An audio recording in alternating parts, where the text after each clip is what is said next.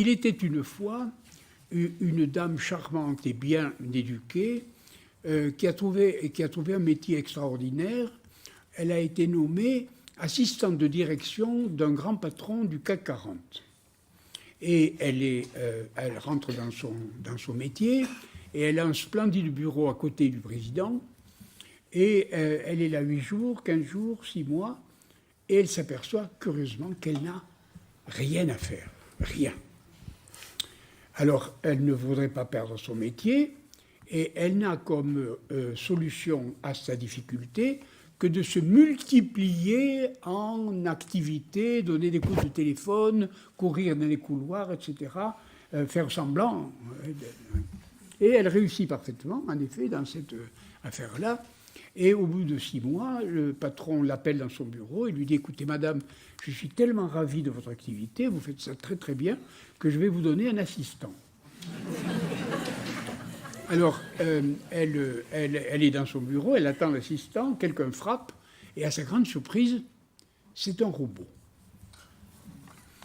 Et elle a à résoudre la question suivante, comment programmer un robot à ne rien faire? Et la deuxième question, comment programmer un robot à faire semblant de faire alors qu'il n'a rien à faire? Et c'est d'une profondeur incroyable, incroyable. Parce que c'est une très bonne définition de l'être humain, mon cher. C'est-à-dire, le transhumanisme croit, comme tous les Américains, que plus c'est mieux. Mais si on programme beaucoup un être, on va en faire en effet un pigeon, un serpent, enfin une belle espèce parfaitement adaptée à son milieu, une espèce parfaite. Alors on va faire une espèce. Mais il y a une espèce qui est très différente des autres, c'est une espèce déprogrammée. C'est nous. Nous sommes déprogrammés. Et c'est extrêmement... Les transhumanistes croient que c'est l'homme augmenté qui sera un surhomme. Mais non, c'est l'homme absolument diminué qui est l'homme, vous voyez? C'est-à-dire, comme on est déprogrammé, eh bien, on a de moins en moins d'instinct et de plus en plus d'apprentissage. Et c'est ça la déprogrammation originaire. Par conséquent, le transhumanisme est simplement une erreur. Ni plus ni moins.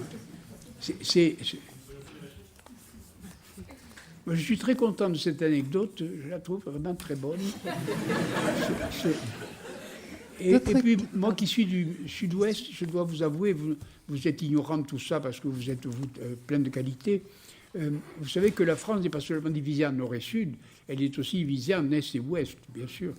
Et c'est pas parce qu'on a le même accent à Bordeaux et à Marseille qu'on est les mêmes. Non, non, non. À Marseille, ils sont fainéants.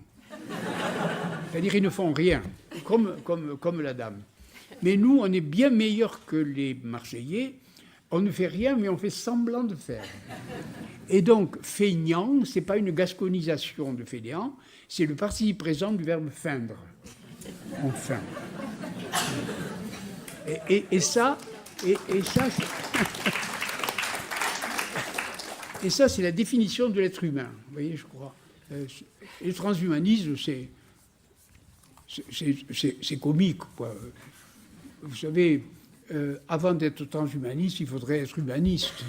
Vous savez, les choses qu'il raconte, mais c'est déjà dans Homère. Vous le savez peut-être. Dans l'Iliade, il y a un dieu qui s'appelle Vulcain, ou Héphaïstos, qui est en dessous de l'Edna, et qui a sa forge à l'intérieur de l'Edna. Et vous savez ce qu'il fait dans sa forge? Il fait des robots. Et des robots qui le servent, et des robots qui sont meilleurs que les hommes, etc. C'est vieux. Et le golem juif, qu'est-ce que vous voyez que c'est sinon ça, hein? Et Frankenstein. Voilà, c'est Frankenstein 2 ou 3. Voilà. C'est pas plus que ça. Et on ne parlerait pas de transhumanisme s'il n'y avait pas des milliards à la clé pour faire la publicité. Ce n'est rien du tout. Enfin, à mon avis.